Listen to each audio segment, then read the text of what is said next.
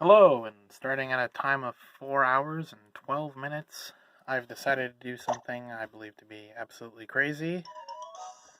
And that is, I've been here at Route 1 at the beginning of the game,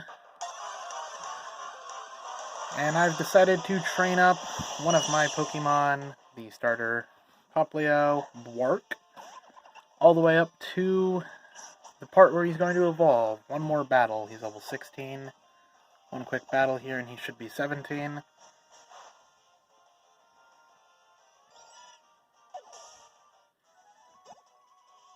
Oh, miscalculation on my end. Two quick battles here.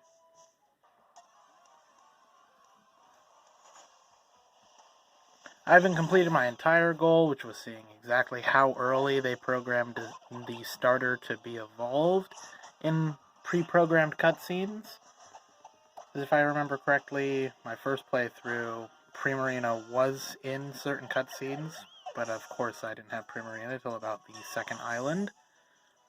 So I want to know, after Bwark evolves here from Poplio into Brionne, if he will appear in this next cutscene the second time he should appear in the entire game. I wonder if I would think Game Freak thought of it. It's going to be interesting to see the actual reaction by the characters, though. I'm sure it'll just be as simple as whatever the nickname of the starter is. It will just be listed as that, and Brionne would be animated in the game. But it's interesting to think that there are 9 different cutscenes for this, at least.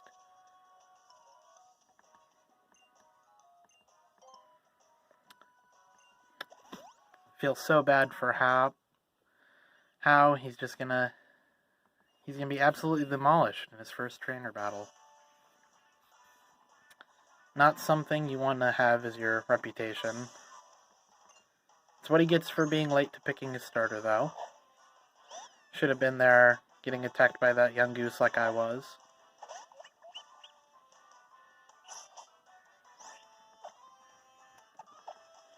Just a simple, quick water gun.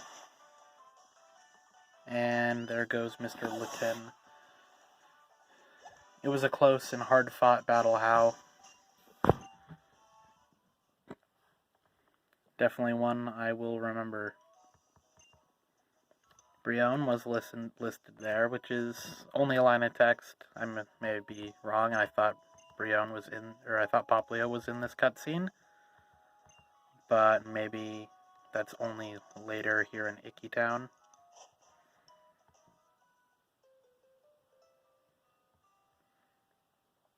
The music in this game is absolutely phenomenal, and I really wish I'd actually played through the game the first time with the music up more. Just because, even though it's supposed to be more of an island getaway, I feel even more away from home than ever. Even though I'm sitting here in my own home, I feel like I really get the feeling of having just moved into the island in just these simple choruses here in Icky Town.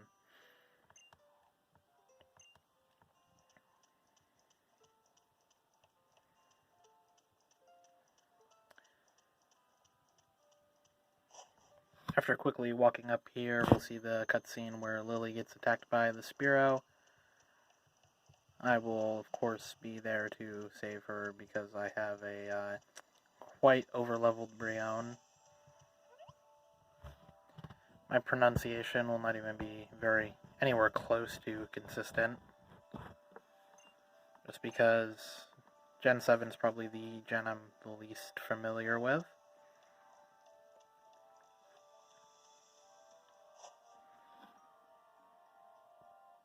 My playtime in Ultra Moon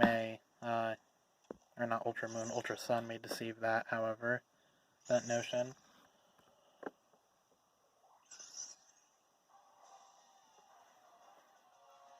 You really do have to wonder what got these Spearow so riled up, though, to attack poor Nebby here.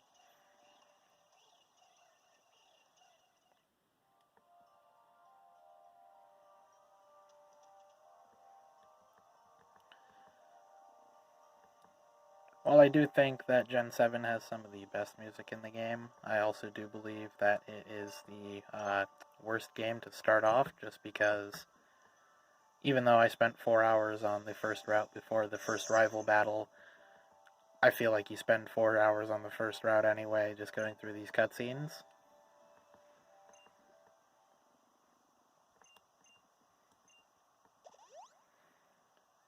Especially with all the hand-holding of... I didn't even get onto the bridge, and my Pokemon got healed by Lily after having just been healed by the Professor before my fight with How.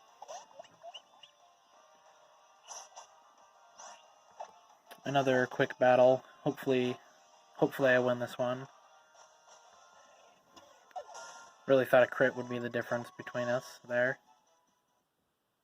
Sadly, for the Spearow, I did not need the crit.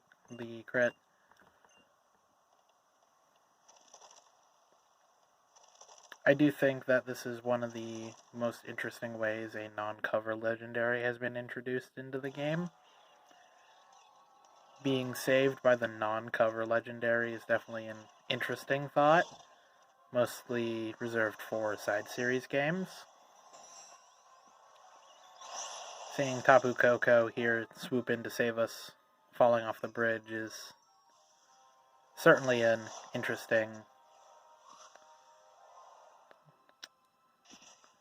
delve from the norm.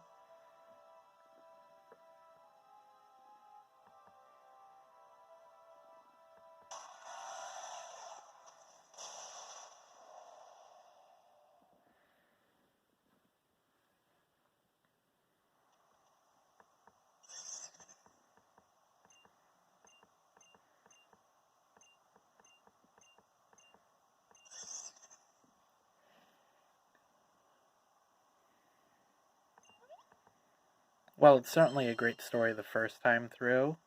Definitely on repeat playthroughs. I kind of wish I had the Nintendo approved speed up button on my 3DS XL here.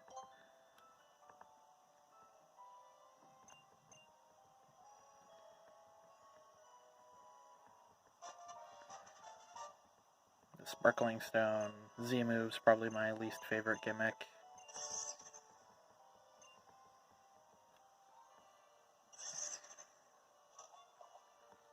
Although I do think they were the most interesting on a competitive standpoint, just because you could Z-move status moves, giving status buffs as opposed to just being a stronger attack. I think that's one of the most ridiculous player control portions in the entire game. I probably sprinted 3 steps before I got dragged into another cutscene where I couldn't do anything, and it makes you wonder why the cutscene didn't just continue down the hill. We'll never know. Game Freak is a beast of their own making.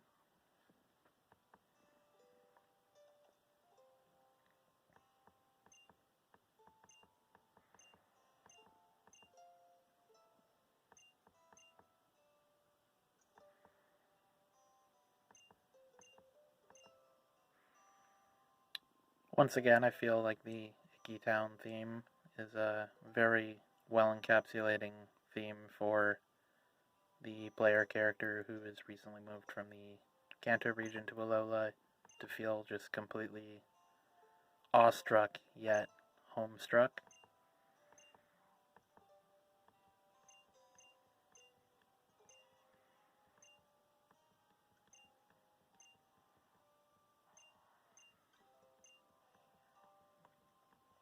I'm certainly the most excited to actually see where if the Brionne shows up in the next cutscene, where I noticed it the first time in the Return to Mother. Tell her that you're starting your island adventures.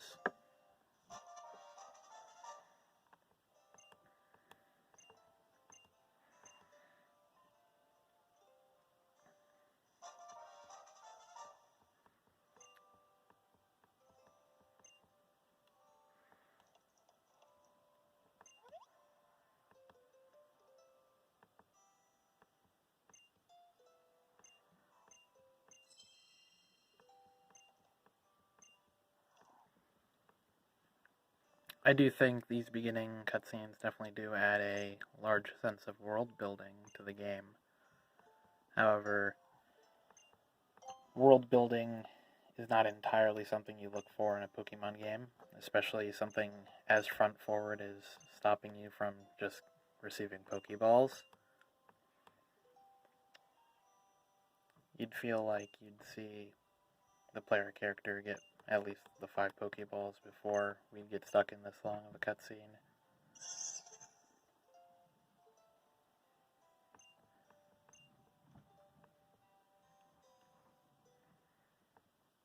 As much as I'm ragging on Gen 7 here, I do think it's a fantastic gen.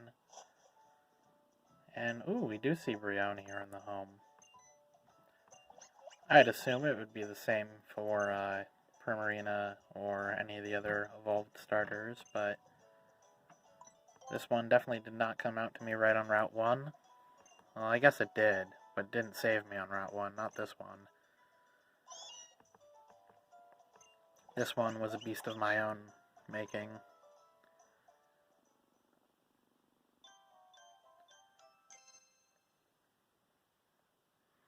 And what a fun and adorable night it was for Brionne, Meowth, and Mother and I.